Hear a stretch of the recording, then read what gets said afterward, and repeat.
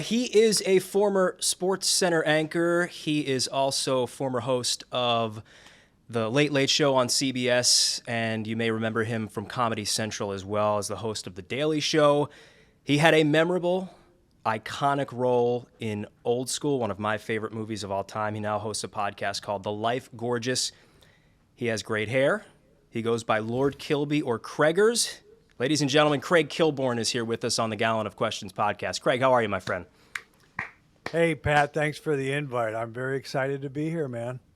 It's an exciting time. And so, I think this is something that I've been working on just in life in general, and that is giving thanks to people, saying and telling people how much they mean to you.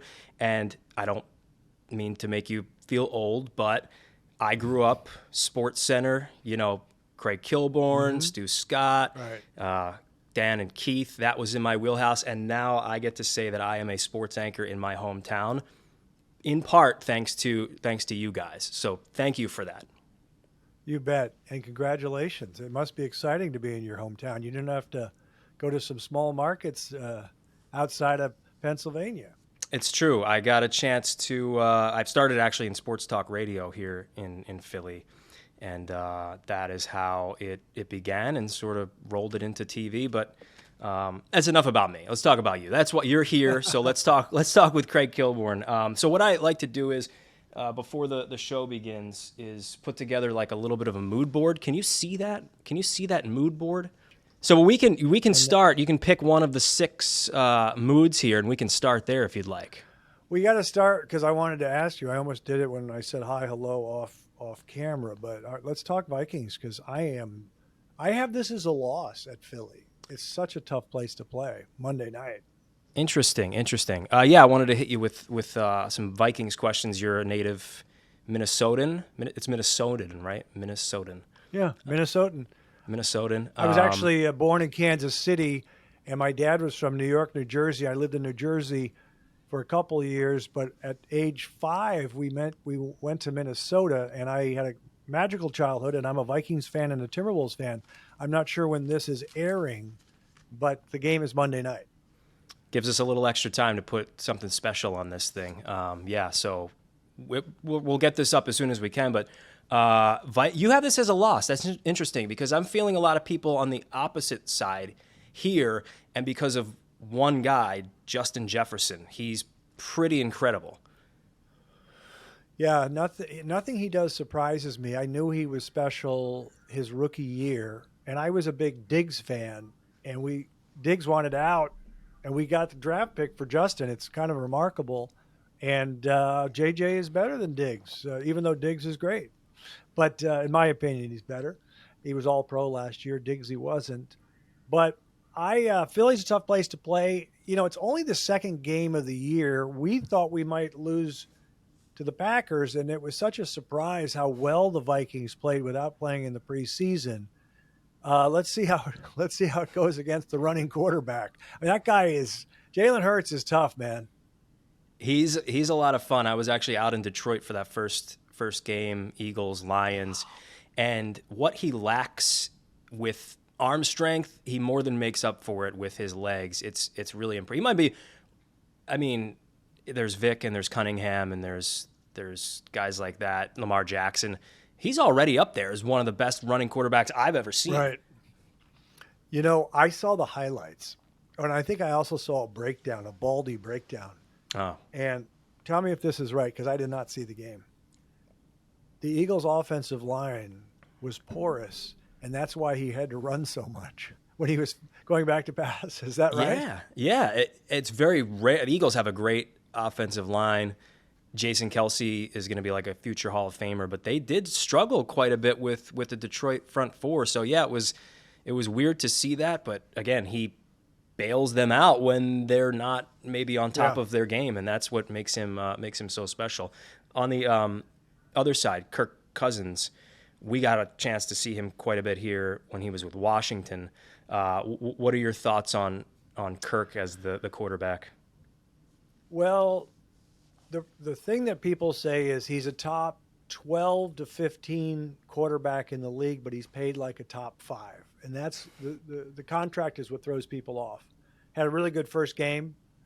In the past few years, our offensive line has been bad. We're better now.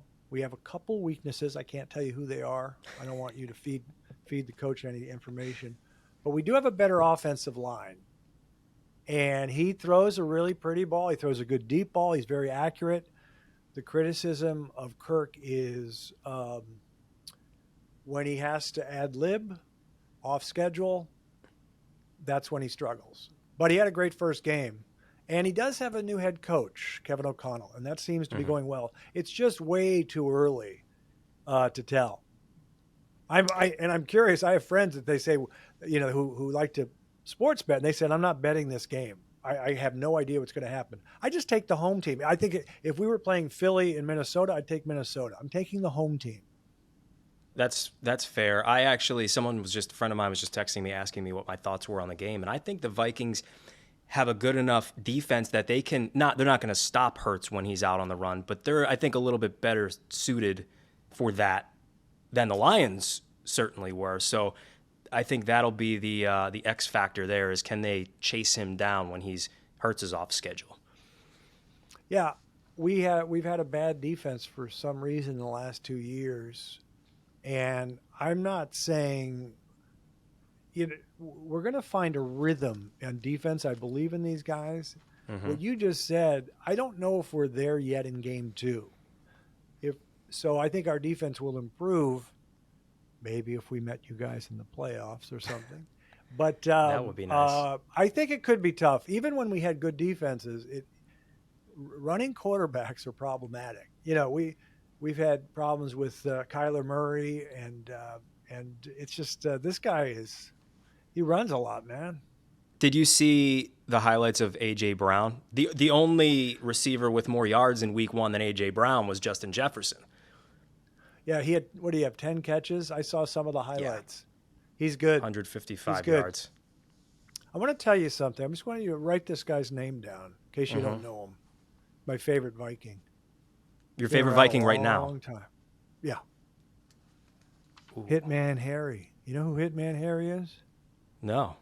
Harrison Smith, the safety. Ooh, yeah. He's been around. He's an all-pro safety. He had a great game. He had an interception, but he had 2 tackles down near the goal line that were tremendous. They call him the Hitman. He likes to take that shoulder on the receiver and legally clobber them. Harrison Smith. I like a guy like that. I also like Kendricks. Eric Kendricks. Garrett Kendricks is one of my favorites. He's a linebacker. So we have some talent.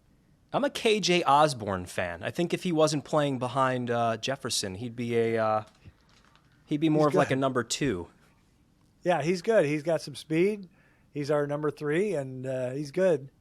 And what do you think of the guy we got? What's his name? I don't want to say his name wrong. Jalen? Is it? Oh, Jalen Reagor. Reagor, yeah, because we have another guy named something. Another Jalen. So he's our punt returner now, and he's our 4th receiver. So I don't know how much he's going to play, but what do you think of him as a punt returner? He struggled in that role here. He just struggled here in general, and I think that sort of snowballed into every aspect of his game. He dealt with some stuff off the field, some really deep stuff, lost a best friend, lost his grandmother, all that stuff. And I think it really did affect him. And Philly can be a tough place to play. I think that comes from a place of love mostly when Philadelphia tries to push their players, but I just don't think it ever really connected and meshed here with him. But there is certainly untapped potential with Jalen Reagor. So if he can mentally kind of focus in, you might have something there for sure. Yeah, I know about his friend. He was a Viking, Jeff Gladney. It was tragic, who passed.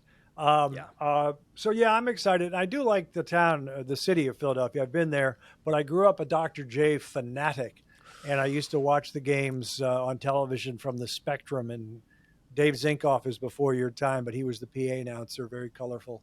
So I'm a Sixer fan from way back with Dr. J.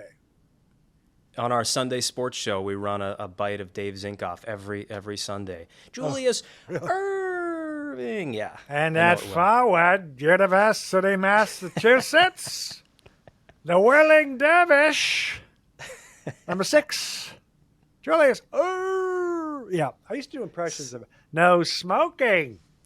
No smoking in the Spectrum. I used to do that years ago. I haven't done it in a while. How was that? Was good, okay? You don't remember? That was great for okay, pulling it out of the closet, dusting it off. Not too Thank bad. you.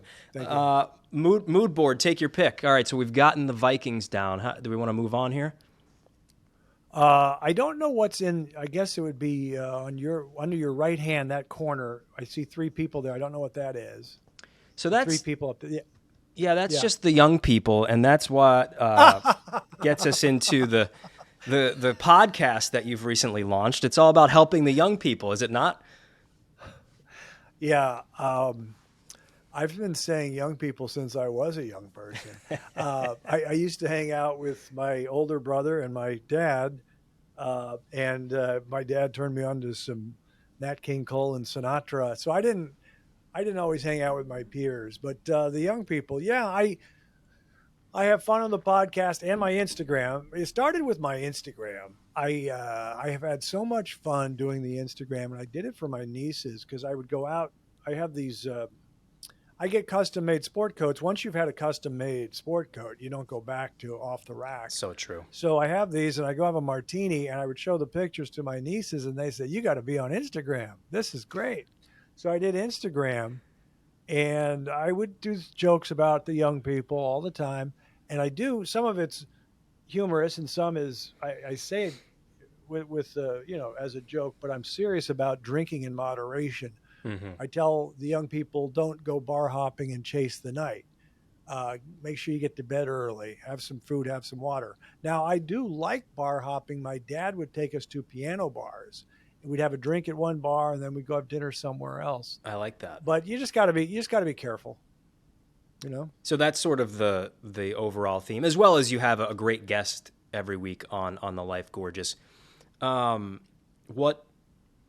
was now the right time to launch something like that? Good question. I'm allowed to say good question twice, so that's the first one. All right.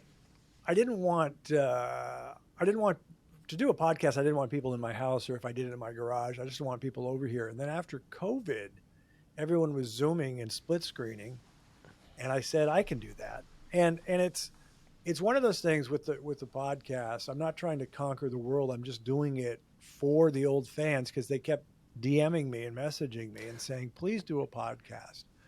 So I'm interviewing my friends. I want to have more friends on, but it's sponsored and they like some names. I actually I interviewed somebody this week for next week. I have Rich Eisen, who dropped yesterday. He's on the podcast right now, the latest lovely episode. But Chris Finch, you might not know that name. Do you know that name, Chris Finch? Because I don't think he's a household name. Minnesota Timberwolves. He is the head. Yeah, good, very good. He's the head coach of the Wolves. So that's going to be dropping next Thursday. But it was fun talking to him because I'm a big Wolves fan. Of course. So should that lead us into then the next portion of it? Yeah. We can talk more about the podcast if you'd like. Oh, the podcast, it's on YouTube. You can ask questions. Go there. Go to my YouTube channel, Mr. Craig Kilborn, and ask a question, and I'll play your voice on the air and answer that question, and then subscribe. And, of course, it's on all the Apple, Spotify, iHeart. So podcast is going well. It's called The Life Gorgeous. I might take you up on that offer and put in a question. We'll see if it gets in. Oh, yeah. Well, that was that's that's from your Instagram right there, and so cool. That was sort of a two-parter podcast with the young people, Instagram, and that was one of my favorite quotes there. That rare gift when a man outshines the sun. Was that Walt Whitman? Thank Who wrote you. that? These are mine.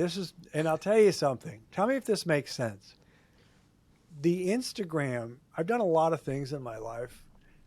The Instagram is as satisfying than anything I've done. And one of my writer friends from the Late Late Show, his name's Alex Sulkin. He co-wrote the movie Ted with Seth MacFarlane. Okay, yeah. He said your Instagram is the best thing you've done. Now, that's not necessarily true, but it does laser in on my comedic sensibility. And the podcast is nice conversations, but I can do things like the example you just gave. I can just show a picture and say, oh, look at my tight pores, America. And there it is. And it's satisfying, and I'm not talking for 50 minutes. It's like I'm not saying it's a piece of artwork, but it's very satisfying to write a clever line on a picture and let it sit there. And it's very quick for people. They don't have to listen to it. Sure. They just see it, read it, and that's fun. So I'm very much so enjoying the Instagram. Well, art is in the eye of the beholder, I would say. Anything can be art, Yes. and your Instagram, I would say, certainly is. Thank you. So let's move on then to the rest of the mood board. So we've gotten Vikings, we've gotten young people, we've done the Instagram. There's a couple more on there. Let's see. Well, you want to just let's get the Timberwolves out of the way because we mentioned Finchy. Let's do the Timberwolves. Yeah, I actually, so we just set this up here a couple of days ago to get prepared for this very big podcast with Craig Kilborn, and was rooting through my basement, old boxes, all this old stuff basically comes from, my wife wanted me to get rid of it, but I found this gem here that this used to hang on my ceiling. That is a Christian Laettner Timberwolves pennant from about 1994. It's aged and it smells, but it was part of the Gallen collection from back in the day because I was a Duke fan. Don't tell too many people that because I still get a lot of crap for it, but was a Duke fan and was a Laettner and Hurley and Grant Hill fan, and that's why I have that old piece of memorabilia right there. So I figured I'd pull that out, and that works for the theme of today's podcast, obviously, since you're a big Timberwolves fan. He was the third pick in the draft. We took him. Solid pro. I remember when I started working at CBS Late Late Show in 1999, and David Letterman owned the show. And he actually called me early on just to check in, see how everything was going. Very nice of him. And he said, hey, what happened to Christian Laettner? Like, that was his question. Because he knew I liked hoops. And I'm sure he interviewed Christian Laettner because he was such a stud coming out of Duke. And I said, he was a pretty solid pro. And when he played for Atlanta, he made the All-Star game. He had a good year. I think he averaged like 16 or something. And but it was just funny. But yeah, he was an interesting guy because he was a good-looking guy, kind of a bratty attitude at Duke. Yeah. And I think he was polarizing, but I liked his game. His 30 for, did you see his 30 for 30? Didn't watch it. Haven't watched it. No. It's pretty good. Yeah. I think it's called I Hate Laettner or something like that? Something like that. Yeah. A lot of people hated him, but this version of the Minnesota Timberwolves I think is fascinating. Anthony Edwards, big fan of his, actually, and great actor as well in the new movie with Adam Sandler, which a lot of that was actually shot right here in Philly. He was fantastic in that. Rudy Gobert, that's a big trade. What do you think of? Is this the year that they kind of take the leap? Well, it should be. They felt, the Wolves, and I know people in the organization, and I follow the team closely. If they didn't, they were the 7th seed. They had a play-in game with the Clippers that they won. Then they met Memphis in the first round and they lost. But if they stood pat, they thought they might be back in the 7th spot. And they wanted they've wanted for a while to try to get a big man next to Cat. You know how Anthony Davis, when he was with the Lakers, he got to play with JaVale McGee and Dwight Howard. So they wanted a big man next to Cat. They were looking at Miles Turner and then Clint Capella.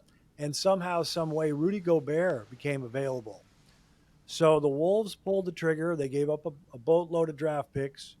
And I'm excited. People don't realize how hard it is to get talent up there. Yeah. We drafted KG, and it was hard to get talent up there. We finally got Sprewell and Cassell, and then they won the West in the regular season. But it's a cold place. Kevin Love didn't want to stay. Stephon Marbury didn't want to stay. Thank God Cat is there, and he wants to stay. So now we have Kat and Anthony Edwards and Rudy, who I think is really going to help the defense. People don't know we were one of the worst rebounding teams in the league. Wow. And then there's a guy, an enigma named D'Lo. D'Lo and I are both stylish. Defense is an afterthought. But man, are we just creative. Creative passer, stylish jump shot, streak shooter. I was a pure shooter. He's a streak shooter. He's an interesting player. We were going to trade him, but I'm glad we kept him. Could be his last year there. That's a shame that no one wants to stay. I found it to be a very nice. I mean, it's cold. Minneapolis is a cold town, but I was there for the Super Bowl, and yeah, it was 30 below with the wind chill during the Super Bowl, but it was it's beautiful people, beautiful town. But this town. is the thing. You look on a map. Why is that the coldest place? Because it's away from the ocean or something? Because I went to play ball at Montana State, and I don't know if you know where that is. Then you have Washington and Oregon to the west, but it wasn't as cold there. There was a lot of skiing in Montana, but they have these thing called Chinook winds off the Pacific. They come all the way over. Why is Minnesota colder than New Hampshire and Maine? It's the coldest place in the United States. It's crazy. So it's really interesting. I might ask my meteorologist that I work with a little bit later on if we can pin down an answer there. Don't do it live. He won't know the answer. Don't do it live on the air. You don't embarrass him. I won't do that. Although I did. So yeah, Minneapolis for the Super Bowl was a great time, obviously, for Eagles fans. Had a great steak at Mancini's in St. Paul. Do you know that place? Oh, we were raving about that place. Well, that's a great place. I still think about that steak. That's so cool you went there. So Minneapolis, St. Paul. St. Paul is they're both on the Mississippi, and Minneapolis is somebody said, think of a history teacher in Minnesota. Think of St. Paul as the last city built in the East, and Minneapolis is the first city built in the West. So Minneapolis is a little more vibrant, a little more popular. And my dad worked in St. Paul. We were 20 minutes from St. Paul growing up in Hastings. But when I go back, I go to St. Paul. There's a French restaurant called Meritage in the old Ham's Beer Building. And it's a beautiful place. Mancini's that you went to is legendary. Yeah. Because I thought you were going to say Manny's, which is in Minneapolis. That's a very popular steakhouse. Did we go there? Mancini's we definitely went to with the old wooden paneled walls and all that. Yeah. To keep the M's going, in Minneapolis, you have Manny's, which is dark and wood paneled. And then you have Murray's, which is near Target Center and has a great old sign, Murray's Steakhouse. So yeah, those are all good spots. Maybe when I'm out there for the NFC Championship game, we'll say that. I'll check out those places. What have you? I'm sure you've been to Philly. Wait! You just said something. What's that? You said NFC Championship game in Minneapolis. Why not in Philly? You just gave away what you really believe, and I'm with you, man. Viking pride. I could see that being the case. Look, I'm a Philly guy through and through, but I can be real when the time is right. Sure. Right. Minnesota, I think, has a pretty good team. I think you guys are going to be okay. Oh, good. I hope so. All right, let's go back to the board. We have two more. We have. Let's go SportsCenter. That's right up our alley. Yeah, I grew up huge SportsCenter fan. You grew up a SportsCenter anchor. I'm always interested in the backstory of how people get to where they are. How did you end up? Was that always like, I know that I want to do this? This is where I want to go in life? Great question. It is. It's a good question because I've talked about some of this, but some of the stuff I'm telling you I haven't really talked about. But so I played college hoops at Montana State. My dad, told me at an early age, you're not going to play in the NBA. So I thought I might be a play-by-play guy because I said I can stay with basketball. I don't want to coach. Maybe I'll be a play-by-play guy.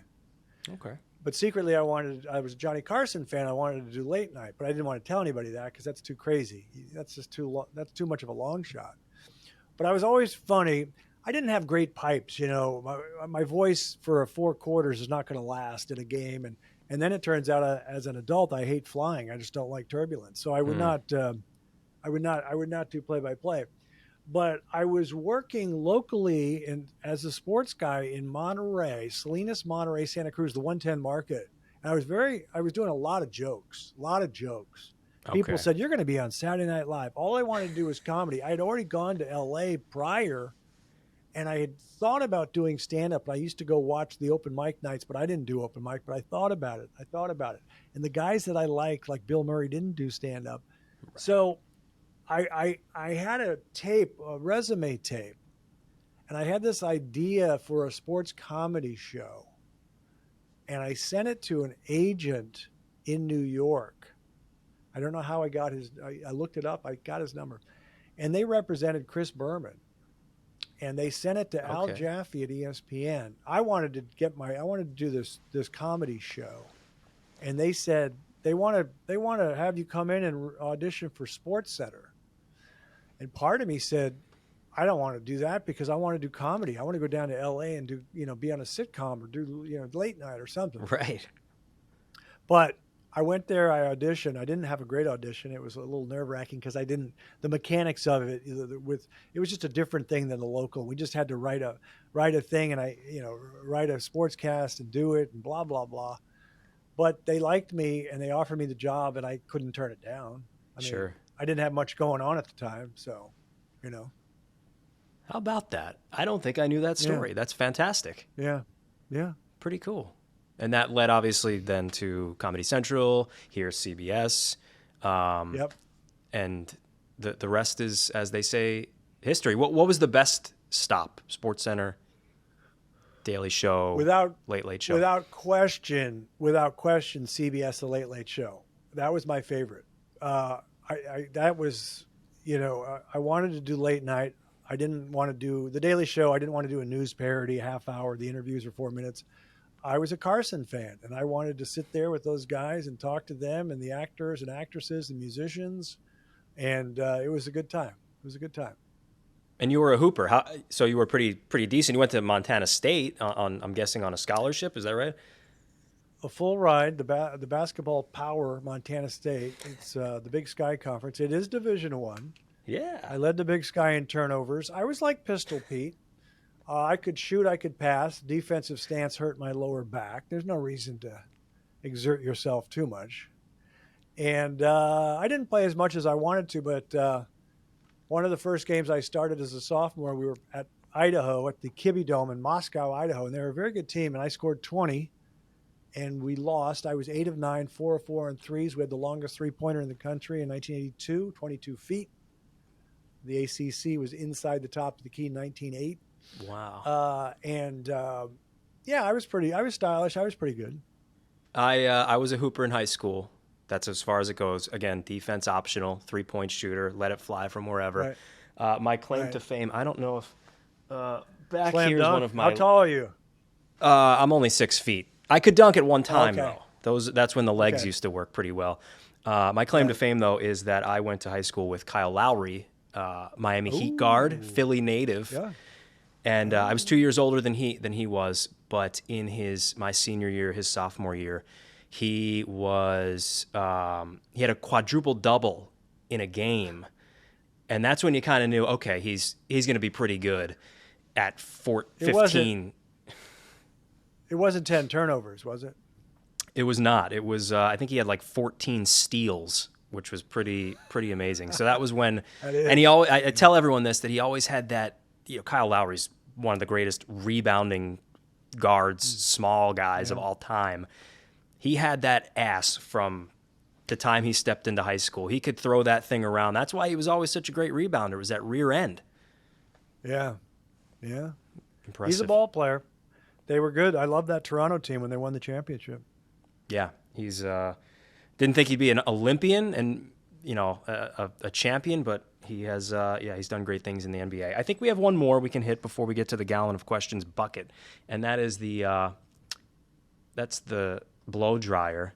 I thought What that do you was use a in your blow hair? dryer. What do you use in your hair? It's not as fluffy today as normal.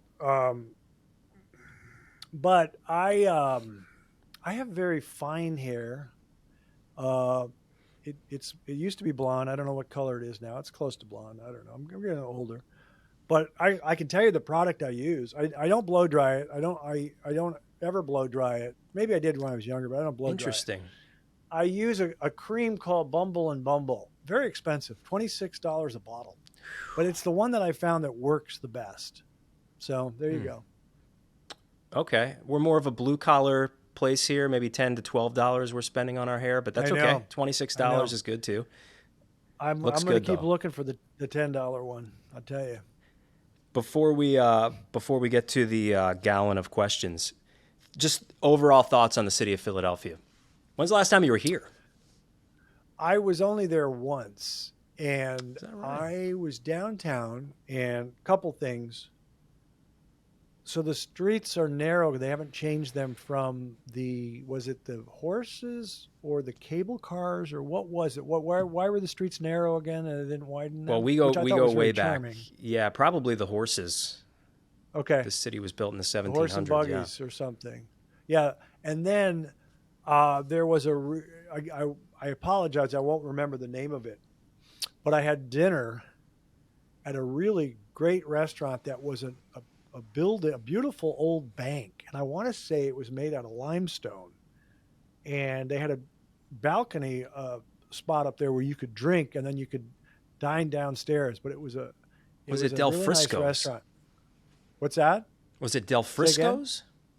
It may have been. Yeah. I mean, I'm just going to look that up to see what it looks like. I think Del Frisco's was in an old bank, 15th and Walnut. Del Frisco's, one of the great premier steakhouses in the city. Wow, I wonder if that's where we. Let me just see if I have an extra. Ooh, that's it. That's it. That's pretty beautiful. Oh, that's it. There's the exterior. Yeah, the big pillars there. Thanks, man. I always wanted to know what that was. There you go. That's why we're here. This is working out better than I thought. I'm saving that photo here. I'm saving that. You ever been there? Is it still open or not? It is still open. Yeah, that place is on a weekend. Forget it. That place, we've had some, we'll call it dudes dinners there, where 8-10 guys show up, steak, wine, the whole thing. Yeah, great place for that. Yeah, great. Are you ready for a gallon of questions? I'm a little nervous. Understandable. I have to breathe and exhale. Yeah. I'm ready. Here we go. So my last name is Gallen, not spelled this way, Gallen, but we throw some random questions in here, we pull them out, and we see if Craig Kilborn can answer them. Let's see. Okay. Number 1. If Craig Kilborn were an automobile, which would he be? I could say a Jaguar XKE because that was my favorite when I was a kid. 12 cylinders, always in the shop. I do have a bad back. I am sleek. Let's go with the Jaguar vintage XKE from the 60s. That is the correct answer.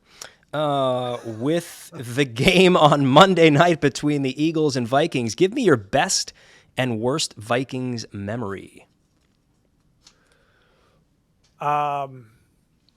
The best, because we were 0-4 in the Super Bowl, the best is a playoff win in 1987 at Candlestick Park against the best team in football, the San Francisco 49ers, and Bill Walsh said he never got over this loss.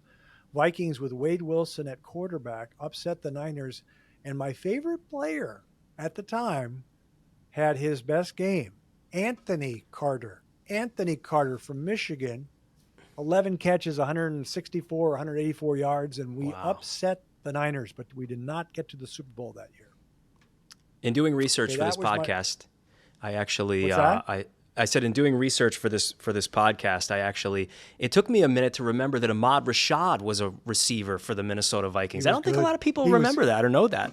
He's a really good broadcaster, but he was a smooth receiver and very good. I guess the worst, you also asked me my worst memory. Oh, that's right. I don't know. I'm just going to say there are a lot of them, obviously.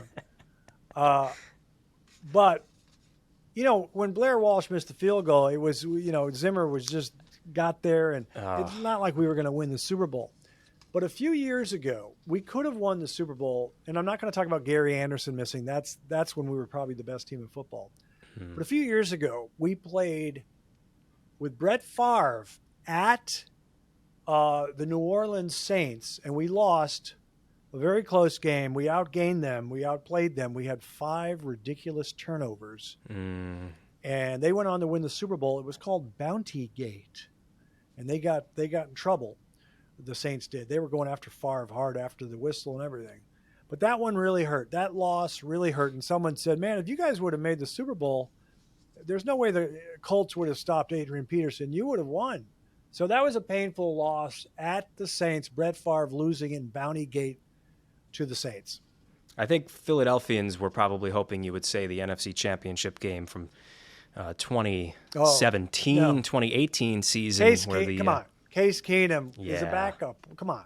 Yeah. I mean, I know Nick Foles is, but he's a hell of a player. We love it here, though. I think you may have answered this already. Favorite Philadelphia athlete of all time? Well, I Dr. J, but he's not from Philly, so Wilton Norman Chamberlain. From Phil Overbrook High School. Yeah.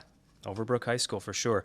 Were you at Super Bowl 52 in Minneapolis? That was the next question. Hell no. No, I was out here at the Polo Lounge having a martini. No. Also correct. Describe Joel Embiid in as many words as you would like. That's not really a question. That's more of a statement. Well, he's talented. He can't guard Cat. Cat would get by him, and then Joel would clobber him, and he gets a little too physical. But they've chatted a few times. It'll be okay. He's very talented. I prefer watching Cat play, but Joel Embiid is very talented. Okay. Mall of America, underrated, overrated, properly rated? I think I've been there once. It's not my scene, so I'll just say overrated. Okay. I was there for 9 straight days during Super Bowl 52 week. Never want to see it again. Going to be honest with you. Okay. Who was the guest on The Late Late Show that made you think differently about the world? Let's see. About the world. Let's see. I'm not sure anybody jumps out, but I will tell you, because it's a bit of a heavy question, I will tell you the one time I got emotional. We had Willie Mays on, and my father loved Willie Mays and told me he was the greatest player of all time, greatest all-around baseball player of all time. And Willie lost some money in a divorce, and we were trying to get him on, and we just pay scale, and his people wanted money, but he finally did it. And I walked into his dressing room, and I got choked up. I said, "My dad told me you were the greatest player of all time." And, I didn't say it like that, but I just told him because he's such a sweet man. And I interviewed Willie Mays, and I was excited to talk to him. And as I started interviewing him, because I have a actress as a second guest and a band as the third guest. And I started talking to him when I was excited. He goes, "Slow down, man. We got the whole hour." He thought we were going the whole hour, but he was great. Willie Mays, man, that it made me appreciate phenomenal. Life, and it was great. That is the perfect answer to that ridiculous question.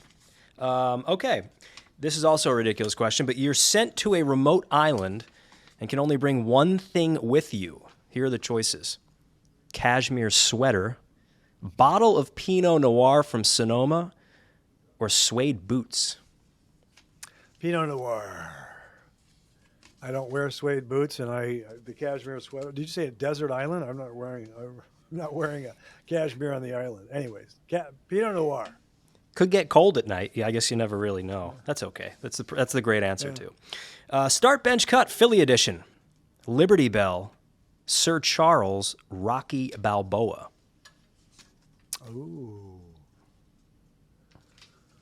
Ooh, that's a tough one.